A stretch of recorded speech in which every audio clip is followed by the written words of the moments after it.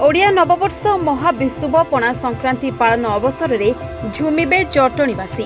ओडिशार प्रतिष्ठित कलाकार सहित हिंदी सिनेमार बहुचर्चित अभिनेता गोविंदा मंचरे देखाइबे निजर जलवा।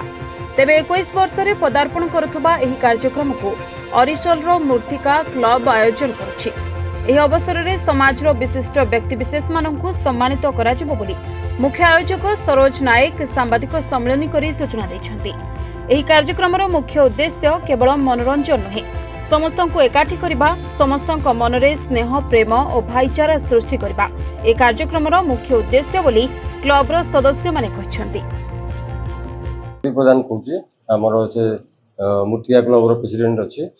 आमे ए संस्था हमर 21 वर्ष होला आमे पालन करूछु। आमे चाहूछु गाँव समस्त भाई भौणी आ गुरुजन मान समस्त सेठी एक्जिक्यूटिव रहंतु एवं आमे समस्त को आमर जे प्राइज सिस्टम रही जो मैंने भल पढ़ुंट कि खेल में भल अच्छा सिस्टम कर आम मानवर एमएलए सार आसुँच चाहूँ से भल सुरक्षित भाव सब जिन कम हो।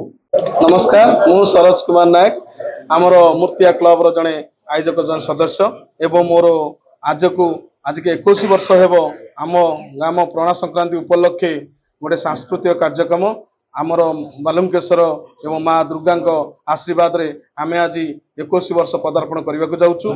आमर बॉम्बे स्टार गोविंदा जी कि आमर बॉम्बे स्टार हॉलीवुड स्टार आसी एठारे उपस्थित हेबे।